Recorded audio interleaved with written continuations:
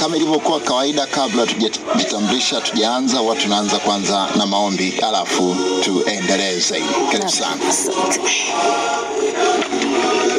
Baba, katika jina la Yesu Kristo, tunakushukuru kwa ajili ya upendo wako. Tunakushukuru kwa ajili ya rehema zako, baraka na neema tele ambazo umetujalia katika maisha yetu. Tunakushukuru pia kwa ajili ya nafasi hii ambayo umetupatia kwa ajili ya kuzungumza maneno yako matakatifu, lakini pia kwa ajili ya kuyatangaza yale ambayo umetuagiza kwenda kuyasema katika ulimwengu. Tunakuomba Bwana ukae pamoja nasi tunapoenda kuanza vipindi vyetu. Sisi pamoja na mtangazaji na wasikilizaji wote tunawakabidhi mikononi mwako. Yote ambayo tutayasikia yawe ni mbaraka kwetu katika maisha yetu haya, lakini pia katika safari yetu ya kwenda mbinguni. Tunakuomba sasa na Roho wako Mtakatifu akae pamoja nasi, akae ndio mwalimu wetu, akatufundisha na kutuongoza katika kila hatua. Tumeomba katika jina la Bwana na Mwokozi wetu Yesu Kristo. Amina. Amina. Amen, amen. Asante sana msikilizaji, sasa ni wakati wa wewe kukaa vizuri kabisa. Watumishi wa Mungu wanapoenda kuanza somo zuri kabisa ambalo wametuandalia kwa siku hii ya leo. Watumishi wa Mungu, karibu sana, tuanze kwa kujitambulisha. Asante. Mimi kwa majina naitwa Mwinjilisti Sara Mshana. Natokea kanisa la Matengenezo Tanzania. Okay. Na kama tulivyowaambia hapo mwanzo kwamba tunatoa huduma katika maeneo tofauti hapa Dar es Salaam na mkoa wa Pwani pia. Dar es Salaam tuko Boko na Kigamboni, lakini pia kwa mkoa wa Pwani tuko Mapinga. Okay. Shule pale. Asante. Kwa hiyo tunawakaribisha hata wasikilizaji wetu siku wakitaka kuabudu pamoja na sisi, tunawakaribisha kabisa. Amen, amen. Yeah. Karibu sana kwa kila ambacho umetuandalia kwa siku hii ya leo. Asante. Leo nilitamani sana tujifunze somo la familia. Okay. Yeah. Na somo langu litabezi hasa likisema kwamba shule ya kwanza ya mwanadamu. Hicho ndio kichwa cha somo ambalo tunaenda kujifunza katika siku hii ya leo, likisema shule ya kwanza kwa mwanadamu. Oh, yes. Kwanza kabisa tukirudi katika maandiko matakatifu, katika kitabu cha Mwanzo sura ya kwanza fungu la 24. Mwinjilisti, unaweza ukanisaidia kusoma hapo kitabu cha Mwanzo sura ya pili, ni Mwanzo sura ya pili fungu la 24.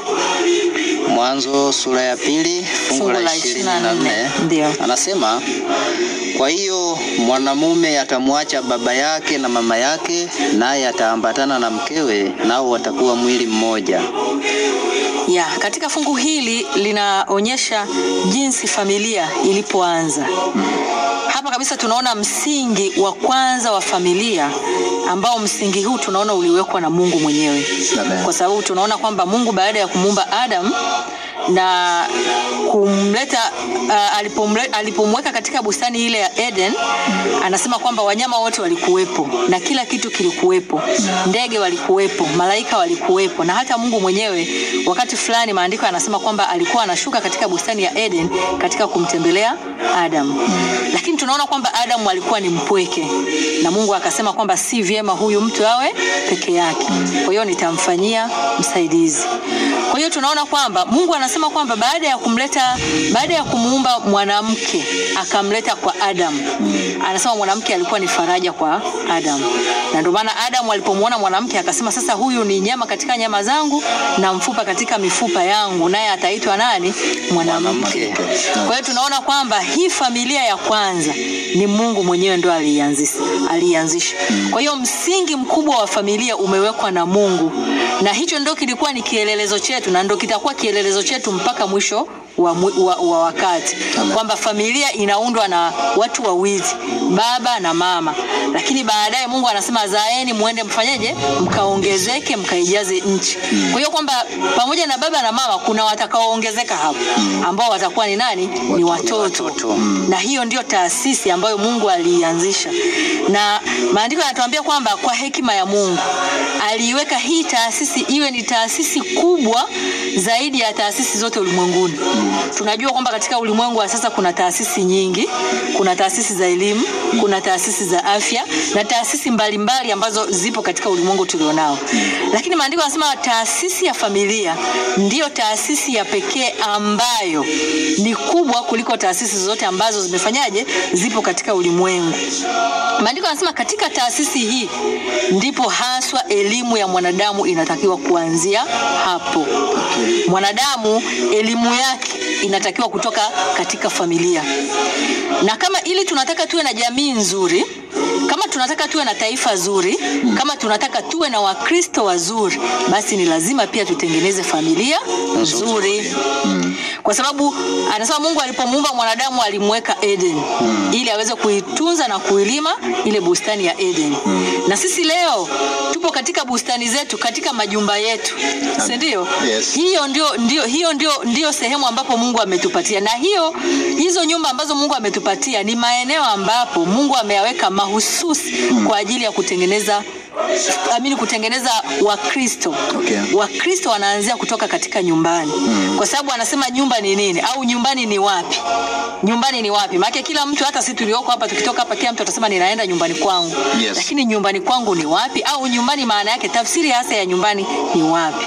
Ukisoma katika vitabu anasema nyumbani ni mahali ambapo viwango na matendo ya Mkristo yanaishiwa. Yaani pale ambapo matendo yetu tunaya practice. Kwa Kiingereza wanasema kuya practice. Yaani pale matendo ya Ukristo yanapokuwa practiced, ndio mahali tunapopaita nyumbani. Okay. Na anasema nyumbani ndio msingi hasa ambapo mtoto anapaswa kujifunza. Haya majukumu ya kuwafundisha watoto misingi ya utu, misingi ya utiifu, ndio misingi ya nidhamu inapaswa itoke nyumbani. Amen. Na hayo majukumu maandiko yanasema kwamba yamewekwa mikononi mwa baba na mama. Ukisoma katika kitabu cha Mithali sura ya 22 fungu la 6, maandiko yanasema kwamba mlee mtoto katika njia impasayo, naye hata iacha hata atakapokuwa mzee. Kwa hiyo anasema kama tukiwalea vijana wetu vizuri, tukawaelimisha vizuri, lakini katika msingi wa familia, nazungumzia katika msingi wa familia, kwamba kama kijana atafundishwa vizuri, kama kijana ataelimishwa vizuri, na jamii itapatikana jamii nzuri yenye nini? Yenye maadili. Lakini anasema kama vijana nao wakiachiliwa tu hovyo, hawajaelimishwa, ndio? Hawajafundishwa, hawajaelekezwa, pia tutakuwa na jamii pia ya hovyo hovyo isiyokuwa na nini? Na maadili. Okay. Kwa hiyo hii inatuthibitishia na kutuonyesha kwamba kumbe elimu ya kwanza ambayo mwanadamu anapaswa kuwa nayo ni elimu inayotoka katika nyumba, katika familia. Na kama tukiwa tunapuuzia huu wajibu ambao Mungu ameuweka mikononi mwa wazazi, maandiko yanasema kwamba kama mzazi, kama ni baba au ni mama, unaweza kupuuzia wajibu wa kutoelimisha watoto, ni heri kabisa usianzishe familia, kwa sababu utakuja kutengeneza kizazi ambacho kitakuwa ni kero katika ulimwengu. Na tukitengeneza vijana wa aina hiyo, ndio maana tunaona sasa hivi dunia inakuwa na vijana wengi wasiokuwa na maadili. Kwa hiyo msingi wa kwanza wa shule ya mtoto unatoka au unaanzia wapi? Unaanzia nyumbani. Maandiko yanasema kwamba anasema kama vijana wameelimishwa na tabia zao zimerekebishwa katika utoto wao, na watakuwa ni watoto wenye tabia zenye adili, lakini anasema mvuto wao utaenda mbali zaidi. Elimu hii ya ambayo inatolewa katika familia, katika chanzo kabisa cha mwanzo wa mwanadamu, anasema ni elimu ya kimya kimya, ya taratibu, lakini mvuto wake ni mkubwa ambao unaenda mpaka mwisho wa maisha ya mtu. Kama msingi wa malezi ukiwa umeharibika hapa chini, hata huku mbele baadaye mtu ataharibika. Hawezi kuwa ni mtu mwenye thamani kama hajapewa msingi ulio nini? Msingi ulio imara. Ni sawa sawa na sisi tunapojenga nyumba. Unapoanza kujenga nyumba, watu wanazingatia sana msingi. Lazima msingi utengenezwe vizuri, uwe imara, kwa sababu kama msingi utakapokuwa umeharibika, ina maana hata nyumba huku juu haiwezi kuwa imara na haitadumu kwa muda mrefu. Ndivyo hivyo tunavyopaswa kuweka msingi wa malezi kwa watoto wetu. Kwa hiyo tunapaswa kuhakikisha kwamba tunapoanza kuwalea Maana anasema malezi ya watoto yanaanza wakati gani? Malezi ya watoto yanaanza toka mtoto akiwa tumboni. Toka mama akiwa ni mjamzito. Tena wanasema si toka mama akiwa toka mama na baba wanapojiandaa kwenda kupata nini? Kupata mtoto. Malezi yanaanzia hapo. Kwa sababu lazima unapoanza kufanya maandalizi ya kupata mtoto, lazima ufikirie kwamba huyu mtoto atakapozaliwa mahitaji yake muhimu, kwa mfano mavazi, kwa mfano elimu, kwa mfano malezi yatatokana na nini au yatapatikana wapi. Kwa hiyo msingi wa malezi unaanzia hapo toka mtoto akiwa wapi? Akiwa tumboni. Na toka anazaliwa pale ile siku ya kwanza malezi yanaendelea. Kama mama akiwa ni mtu ambaye hawezi kujizuia, akiwa ni mjamzito, asitegemee kwamba atazaa mtoto ambaye mwenye maadili. Lazima huko mbele lazima atafanyaje? Atasumbua, atakuwa ni mtoto asiyekuwa na kiasi, mtoto asiyekuwa. Anasema maandiko yanasema kwamba pale mama anapokuwa ni mtu asiyeweza kujizuia akiwa mjamzito, tabia zile ambazo alizokuwa nazo akiwa ni mjamzito atazirithisha kwa mtoto, na itakuwa ni kama haki yake ya urithi. Unaona? Kwa hiyo tunapaswa, mama anapokuwa mjamzito anapaswa kabisa kwa nidhamu na kwa akili na kwa adili kuweza kujizuia katika kila jambo, katika kila jambo analolifanya, iwe ni mazoea ya kula, iwe ni mazoea hata ya tabia, mfano za uchoyo, za kutokuwa mwaminifu. Unaweza kuona kwamba ni kitu kidogo, lakini kwa kutokuwa mwaminifu kwako unaweza kujikuta unazaa mtoto ambaye sio mwaminifu. Kwa kutokuwa ukiwa mchoyo unaweza kujikuta unazaa mtoto ambaye ni nini? Ni mchoyo. Kwa hiyo malezi yanaanzia hapo toka mtoto anapokuwa tumboni mpaka mtoto anapofanyaje? Anapokuwa amezaliwa. Na maandiko yanasema kwamba kwa hiyo huu msingi ambao Mungu ameuweka katika mikono ya wazazi, kwamba wao ndio wawe walezi wa watoto wao toka wakiwa wadogo mpaka wanapokuja kuwa ni watu wazima. Anasema shule ya nyumbani ni shule ya kwanza ya mtoto. Na hiyo shule inakuwa pamoja na waelekezi wake ambao ni wazazi, ambao katika shule hii mtoto lazima ajifunze maneno ya masomo ya heshima, anapaswa kujifunza utiifu, anapaswa kujifunza uchaji wa Mungu, lakini pia anapaswa kujifunza kujitawala, afundishwe kiasi. Kwa sababu mtoto asipojifunza kujitawala atashindwa kujitawala katika hata hisia zake. Ndio maana unakuta katika jamii ya leo tuna watoto ambao wana mihemko. Watoto wale ambao akisikia jambo tu tayari ameshalipuka, tayari anaenda kufanya jambo lolote, au kama ni watu wanapanga mambo mabaya na yeye unajikuta yupo kwenye huo mkumbo. Kama watu wanapanga jambo ambalo yani hata pengine hakuwepo katika hiyo mipango, lakini kwa ajili ya ile mihemko tu anajikuta tayari ameshaingia katika hayo makundi mabaya. Kwa hiyo anasema kwamba msingi huu wa kuheshimu, wa utiifu, wa uchaji, anasema unapaswa kufundishwa kwa watoto katika shule ya familia. Amen. Na maandiko yanasema kama tukiwaacha vijana watu bila kuwaelimisha, bila kuwaambia chochote, anasema shetani naye atapata nafasi hapo hapo katika kutumia mawakala wake ili kuwaelimisha wale ambao hawajaelimishwa. Kwa sababu sasa hatujui kwamba huyo mtoto ataanguka katika mawakala gani. Anaweza akaanguka katika mawakala wa walevi, si ndio? Kwa sababu hajafundishwa akiwa nyumbani. Anaweza akaanguka katika mawakala ya wazinzi, anaweza akaanguka katika wavuta bangi, makundi ya hovyo na nini. Kwa hiyo ni nafasi ambayo tunampatia shetani kwa kutokujua wajibu wetu. Wazazi kutokujua wajibu wao, tunajikuta kwamba watoto wanaanguka katika mikono ambayo sio salama. Kwa hiyo maandiko yanasema kwamba shule ya mtoto iwe ya kwanza katika kumuelimisha, na mivuto ya nyumbani inapaswa iwekwe kwa ukamilifu na utaratibu unaoeleweka, ukiwa unaongozwa na waelekezi ambao ni wazazi, ambao ni baba na mama. Na wajibu huu hatupaswi kuuhamisha kwa mtu mwingine. Maandiko yanasema kwamba katika kizazi tulichonacho sasa hivi, ulimwengu wa leo, anasema mafunzo ya nyumbani ya vijana wa leo yamepuuzwa. Vijana wengi hawapati elimu inayopaswa kuipata. Wazazi wamepuuza huo wajibu wa kuelimisha watoto wao. Wazazi wamekuwa wako bize katika kutafuta pesa, katika kutafuta mali na kutafuta maisha, wanakimbizana na maisha. Lakini wamesahau wajibu wao wa msingi wa kwanza ambao ni Mungu amewapatia tangu walipoanza kupata nini? Walipoanza kupata watoto. Maandiko yanatuambia hakuna kazi ambayo wazazi wamekabidhiwa zaidi kuliko kazi au wajibu wa baba na mama. Baba ana wajibu kwa watoto, Yes. na mama ana wajibu kwa watoto. Huu wajibu hatupaswi kuuhamisha kwa watu wengine. Dunia ya leo tunaona kwamba watoto wengi wanalelewa wakiwa na house girl. Wanaachwa, mama unakuta yuko busy na shughuli zake, anaenda kutafuta pesa, baba naye yuko busy katika kutafuta nini? Katika Pesa. kutafuta pesa. Sasa hawa watoto ambao wanalelewa katika familia za misingi hiyo, elimu wanaipata wapi? Ndio maana tunajikuta tunapata kizazi ambacho hakina elimu ya msingi, elimu ile ya asili, elimu ya maadili. Tunajikuta tuko busy katika kuwaelimisha watoto mambo ya dunia, yani kulipa gharama kubwa kuwapeleka shule, lakini tunapuuzia msingi wa elimu ya maadili, ambao hiyo elimu inatakiwa ipatikane wapi? Ipatikane nyumbani, hapaswi kuipata mahali popote.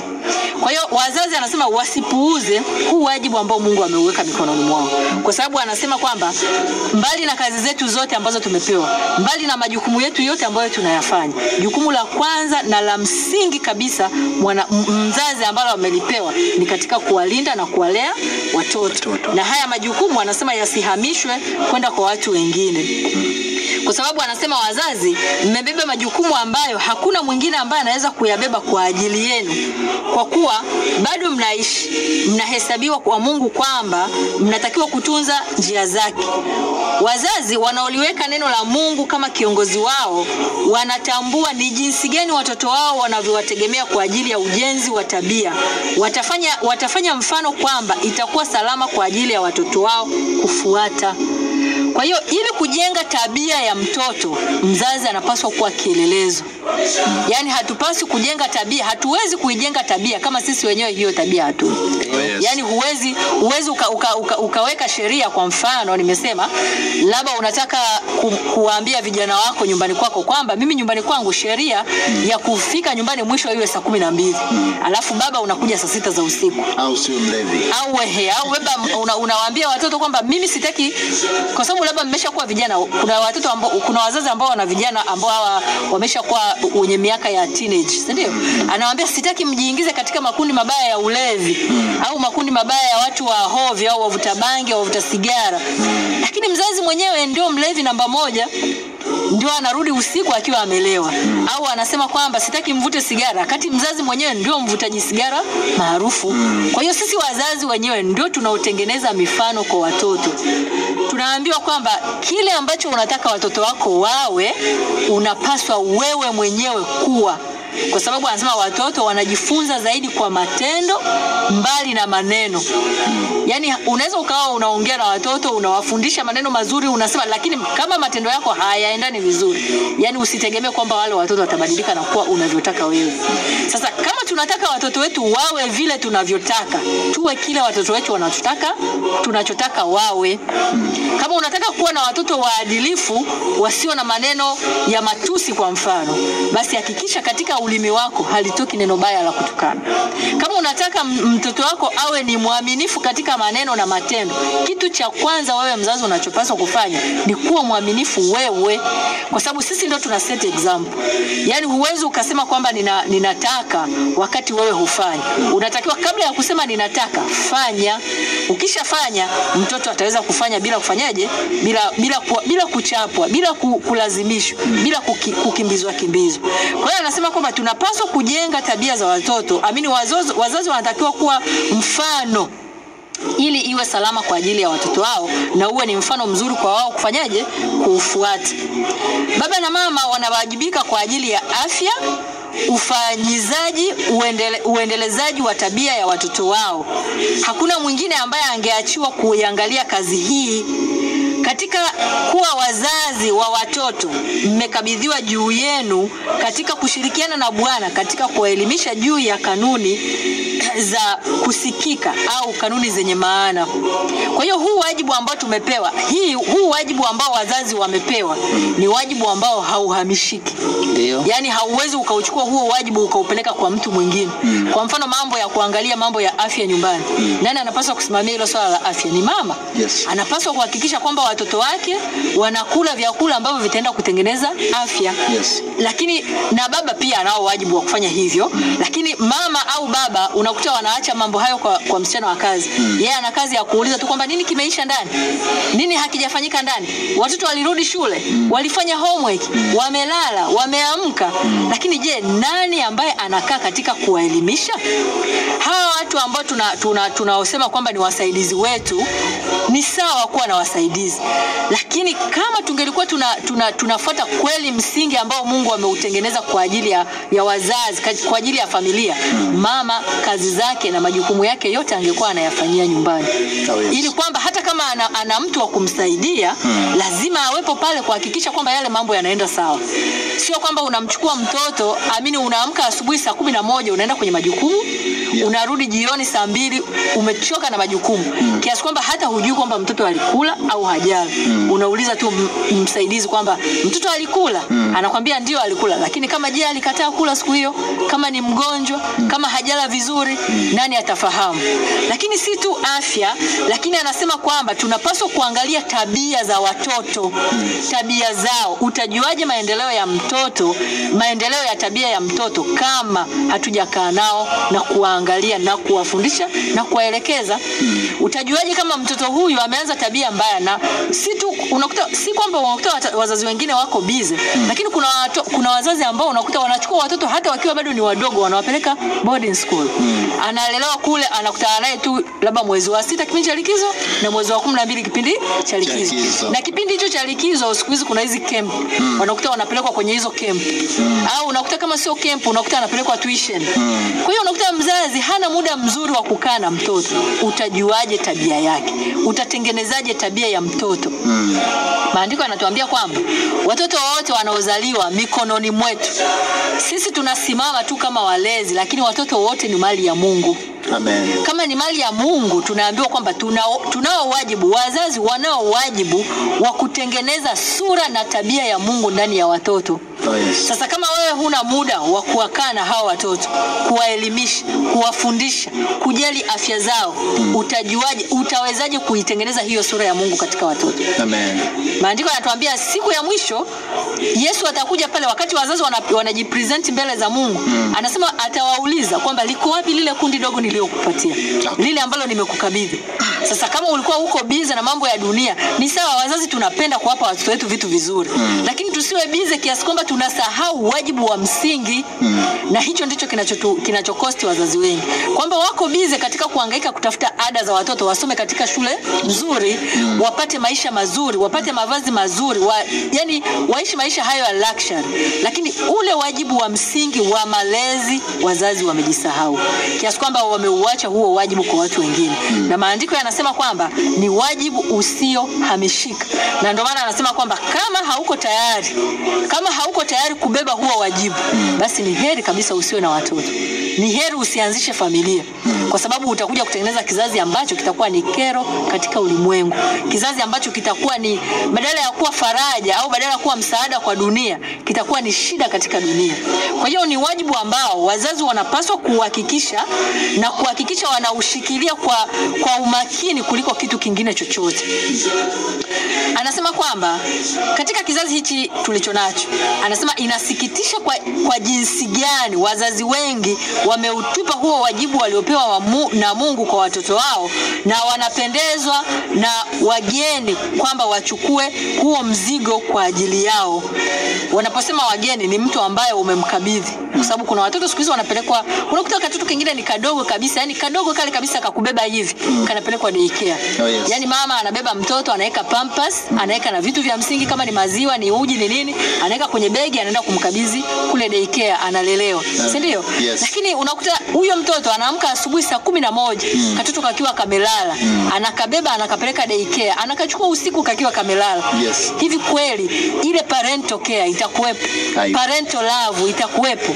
Haipo. Ndio maana unaweza ukakuta kwamba katika kipindi hiki kuna vijana wasiowapenda na kuwajali wazazi wao, kwa sababu mzazi naye hakumjali mtoto katika kipindi chake cha utoto.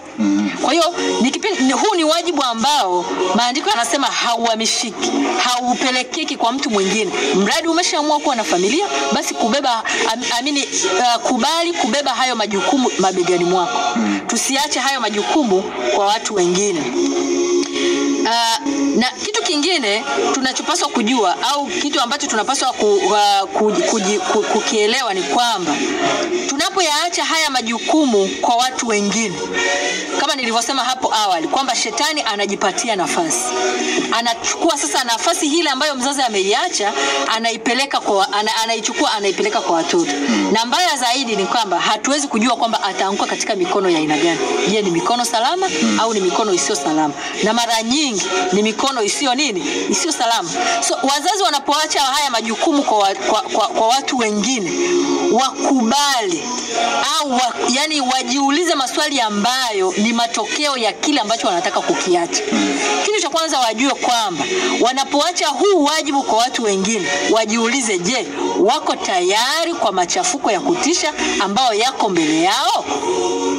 Kwa sababu unapoacha mtoto, hujui tabia yake inajengwaje, hujui mazingira yake ya afya yakoje, hujui atakuwa ni mtu wa design gani. Yani wewe mwenyewe hujamtengeneza kwamba awe mtu gani. Umemwacha kwa watu wengine. Utakubali au uko tayari kwa ajili ya machafuko ambayo yako mbele yako? Siku ambapo utasimama na kijana, ni mtoto wako ameshafika umri wa miaka 18 sasa. Na miaka 18 unakuta ni mtoto ambaye tayari ana maamuzi yake. Oh, yes. Ndio? Sasa unasimama labda unamwambia jambo fulani na yeye anakujibu. Ndio? Unamuelekeza labda unamwambia kitu fulani, anakuambia baba, hicho kitu siwezi kukifanya. Au ni kitu ambacho hakipo katika uwezo wangu. Au anakuambia ni kitu ambacho mimi siwezi. Au hata kama unamuelekeza mambo ya msingi ya Mungu, anakuambia ni kitu ambacho siwezi kukifanya. Utakubaliana nacho?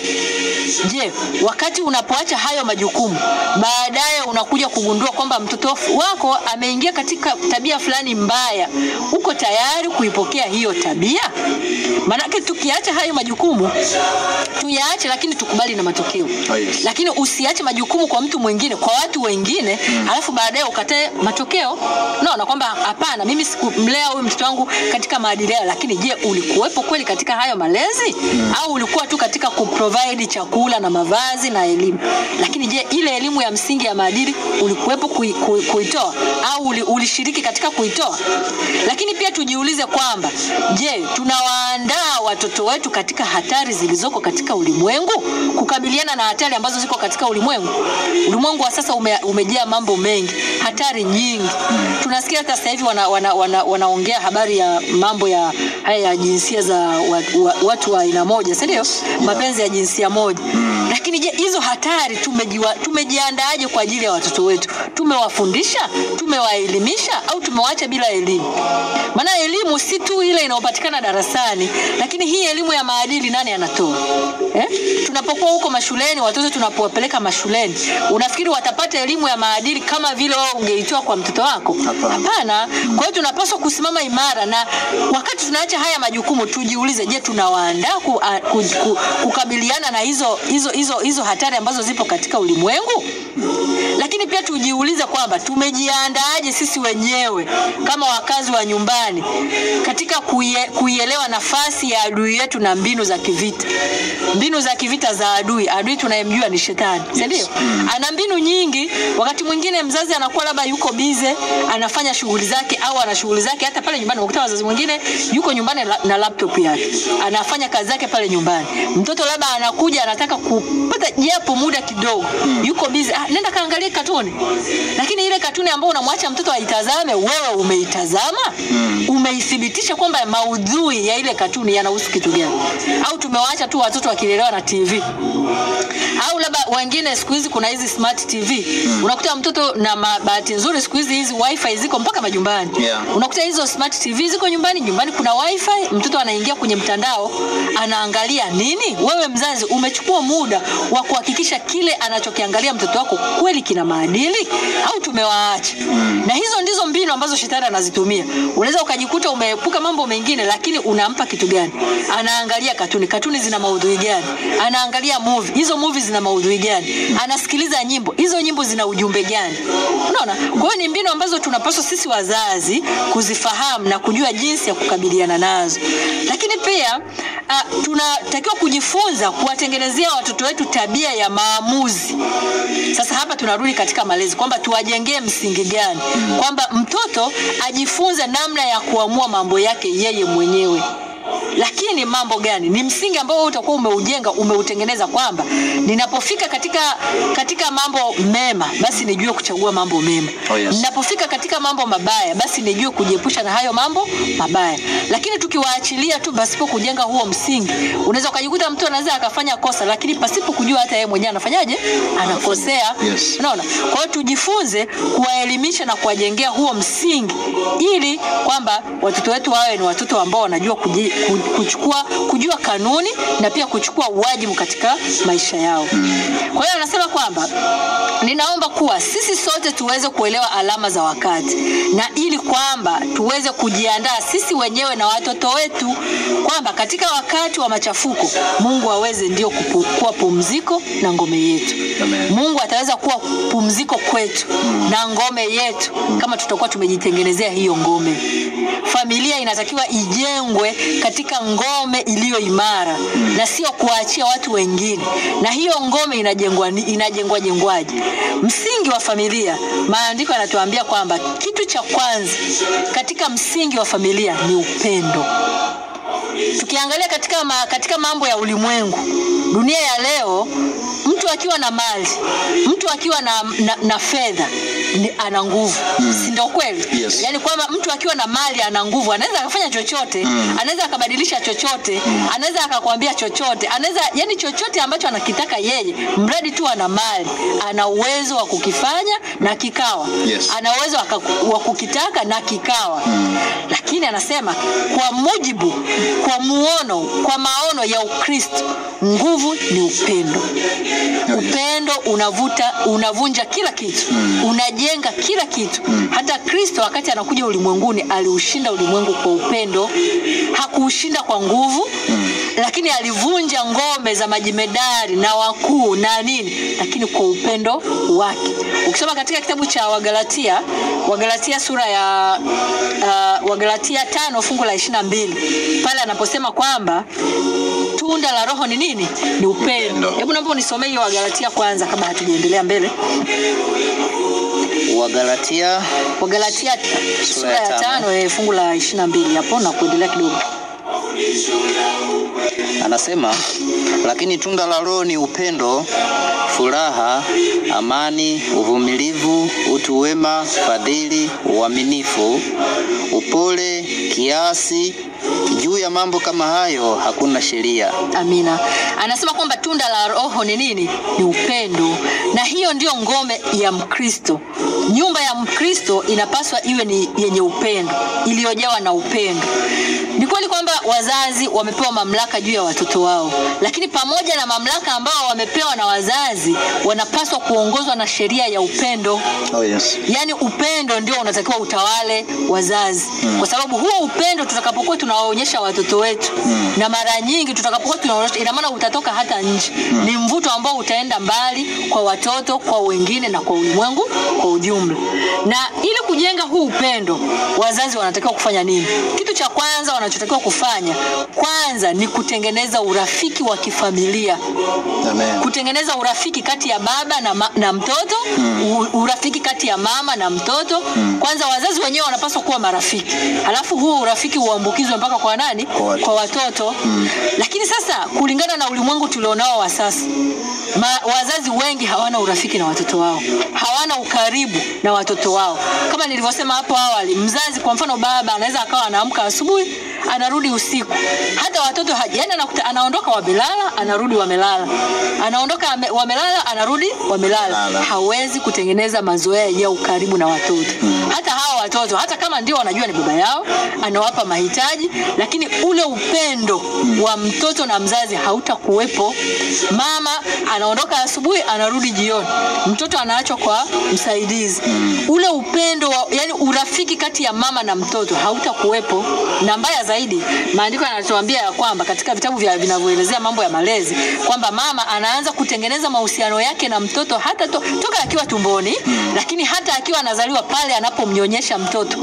Yani pale ambapo amemshika anamnyonyesha, uso wa mama na mtoto unapotazamana, anajenga mahusiano yake na nani? Na mtoto. Lakini wazazi wa leo wananyonyesha, hawako kabisa katika mambo ya kunyonyesha. Unakuta mtoto ananyonya lakini kwa kupitia chupa. Unakuta mama anaamka asubuhi, anakamua maziwa, anayajaza kwenye chupa, anaacha hapo na msichana, anaenda zake kwenye shughuli zake. Kwa hiyo mtoto ananyonya kupitia chupa.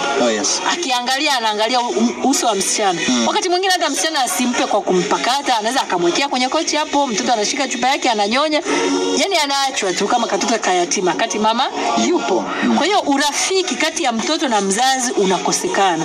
Na ili kujenga upendo ni lazima kwanza tutengeneze urafiki. Amen.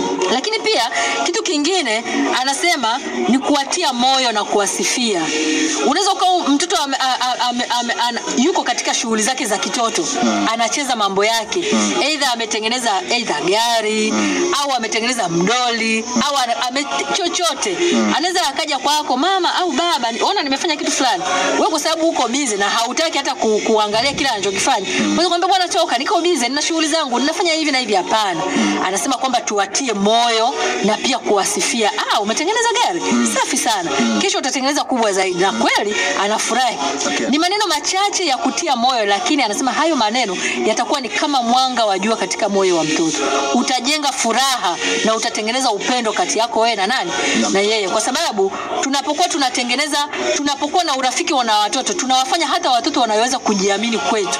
Yani wanakuwa na uhuru kwetu sisi wazazi. Kwa sababu kama huo uhuru, kama hata jiamini akiwa na wewe, ataenda kutafuta huo uhuru sehemu nyingine.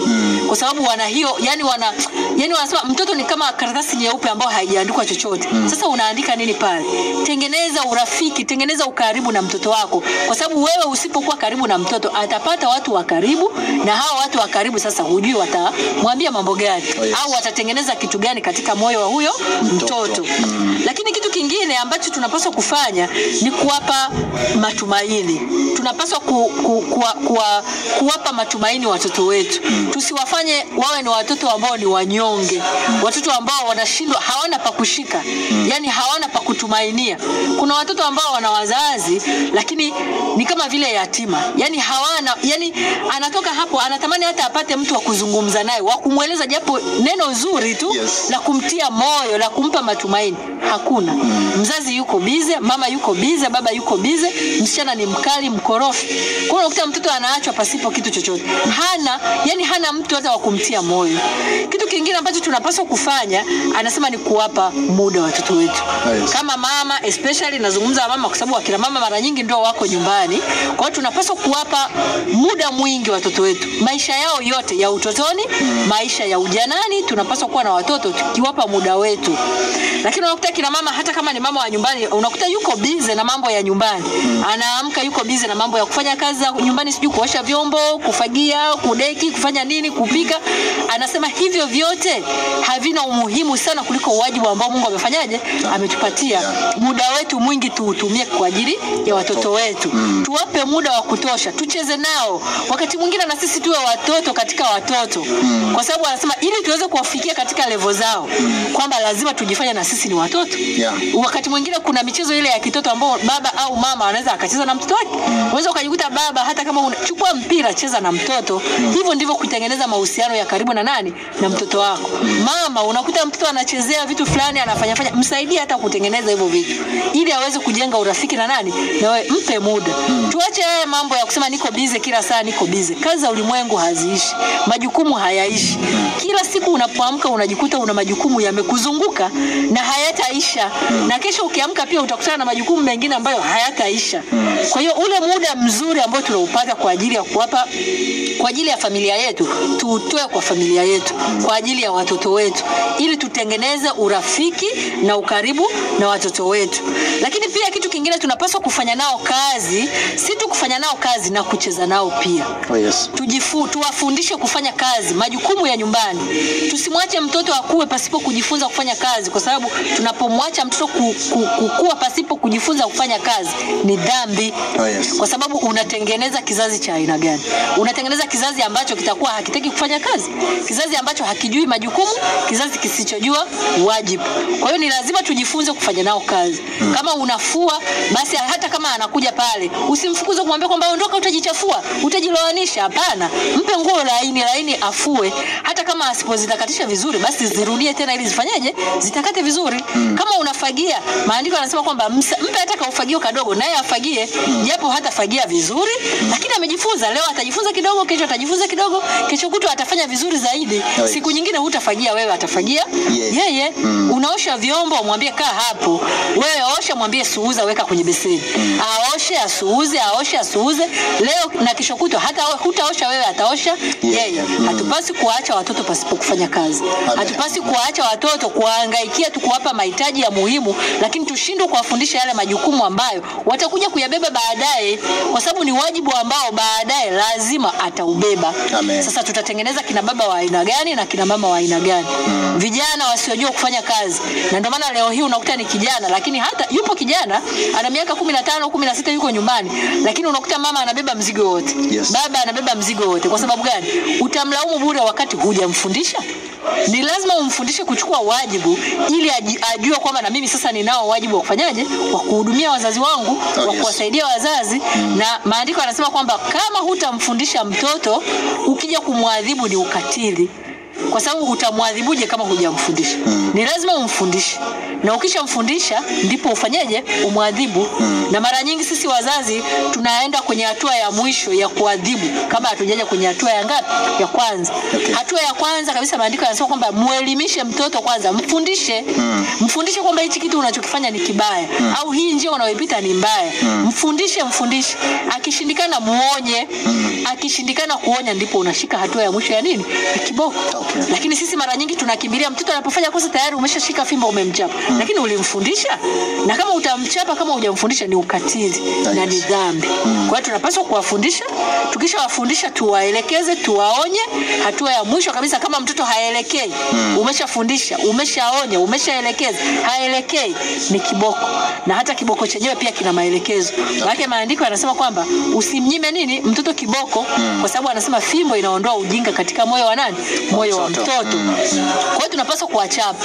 Lakini kuwachapa kwenyewe pia kuna maelekezo kwamba usifike tu umvamia mtoto yupo kwenye kundi la wenzake wanacheza au mbele za watu tayari umeshashika fimbo unaanza kumwadhibu mbele za watu. Huko ni kumdhalilisha.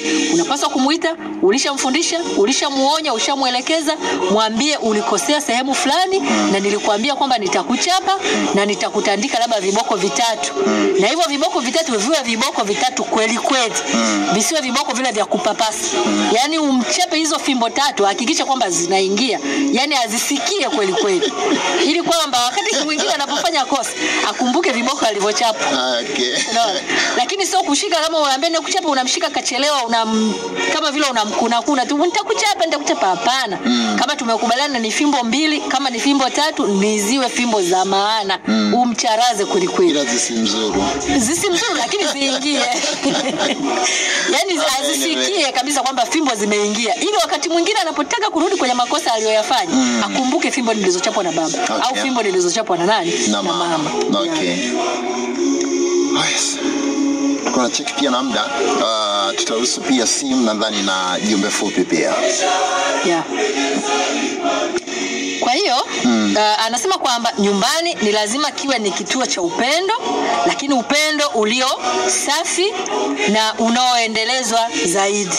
Lazima nyumba iwe ni sehemu ya amani, lazima iwe ni sehemu ya upatanifu, iwe ni sehemu ya mapenzi na furaha, na kama vikitumiwa hivi kwa uvumilivu, anasema vinatakiwa vikuzwe kila siku hadi vitu hivyo vya thamani vitakapofungwa katika moyo wa mwanafamilia.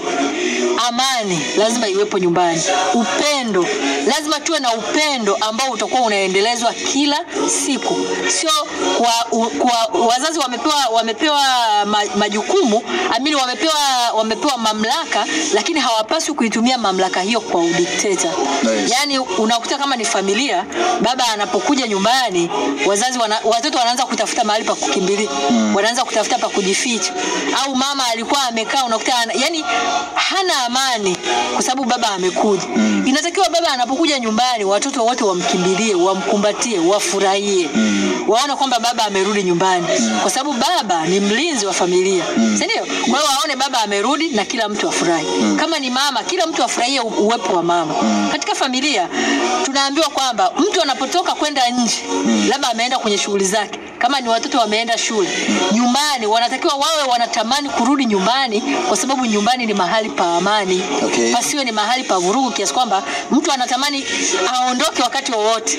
Kuna vijana ambao pengine wamelelewa katika familia ambazo wanatamani hata ifike hatua ambapo anaweza kujitegemea ili aondoke. Yaani aachane na sheria kali na ngumu za nyumbani, aende akaanzishe maisha yake pembeni. Yes. Lakini anasema tunapokuwa tunawalea watoto katika upendo, upendo unapokuwa umetawala nyumbani, watoto au watu wa familia wanaifurahia nyumba. Yes. Yaani atakuwa anaenda kwenye majukumu yake, hata kama ni baba atakuwa ameenda kwenye shughuli zake, lakini anatamani amalize shughuli zake haraka aweze kurudi wapi? Arudi nyumbani kwake, kwa sababu ni mahali penye amani. Watoto wanapokuwa wameenda shuleni, wanapokumbuka upendo ambao wanaupata nyumbani, wanatamani kurudi nyumbani ili kufanyaje? Kukutana na hali ya hewa ya nyumbani ya upendo. Oh, yes. Hatupasi kuifanya sehemu yenye mavurugu, kuifanya sehemu yenye fujo na vita, kwa sababu anasema ni taasisi takatifu ambayo mwanzilishi wake ni nani? Mwanzilishi wake ni Mungu mwenyewe. Kwa hiyo tunapaswa kuifanya kuwa ni sehemu ya furaha na utulivu, lakini pia tukiwa wazazi wanapaswa kuwa na uvumilivu katika kuwalea watoto wao. Kwa sababu wakati mwingine watoto wanaweza wasisikie, au katika ujenzi wa tabia wasiwe ni watu ambao ni rahisi kujenga, kwa sababu tukumbuke kwanza mwanadamu huyu anazaliwa na tabia za asili. Kwa hiyo usitegemee kwamba nitapata watoto ambao ni waadilifu, kwamba kila ninachowaambia wanakubali tu, wanafanya tu, wanaelekea tu, wanakwenda. Hapana. Kuna wakati mwingine inabidi uwe mvumilivu kweli kweli. Kwa sababu unaweza ukawa unafundisha tabia fulani, hiyo tabia haiingii katika vichwa vya watoto.